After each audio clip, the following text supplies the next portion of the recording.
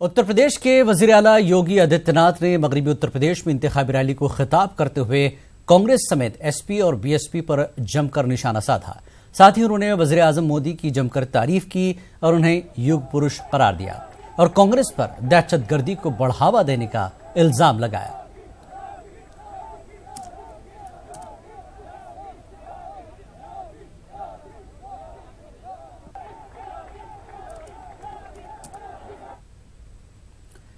BJP सदर अमित शाह ने UP के बागपत में अवामी रैली से खिताब किया। उन्होंने बागपत के लोगों को नरेंद्र मोदी के हक में वोट देने की अपील की। उन्होंने अपने खिताब में कांग्रेस पर निशाना साधा। उन्होंने राहुल गांधी पर इल्जाम लगाया कि राहुल गांधी ने पूरी दुनिया में हिंदू मजहब को बदनाम किया। उन्होंने मजीद और क्या कहा, आइए सुनते हैं। कि देश के प्रधानमंत्री नरेंद्र मोदी जी को प्रधानमंत्री बनाने में सबसे बड़ा अगर किसी एक प्रदेश का योगदान था तो उत्तर प्रदेश का था। उत्तर प्रदेश इस बार भी डालनी है, मगर थोड़ा मार्जिन बढ़ाकर डालनी है। बढ़ाओगे क्या? बढ़ाओगे क्या? मित्रों, ये विपक्ष के लोग हैं, वो तुष्टीकरण की राजनीति करने से बाज नहीं आते हैं।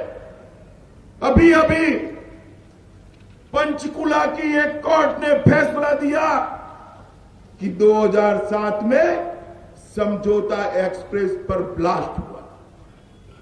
कांग्रेस की सरकार थी, सोनिया मनमोहन की सरकार थी।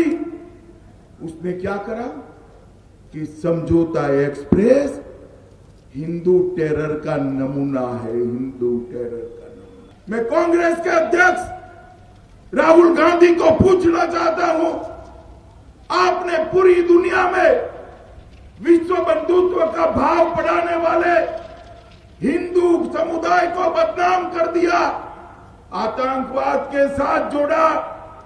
हिंदू कभी आतंकवादी हो सकता है क्या? हिंदू कभी आतंकवादी हो सकता है क्या?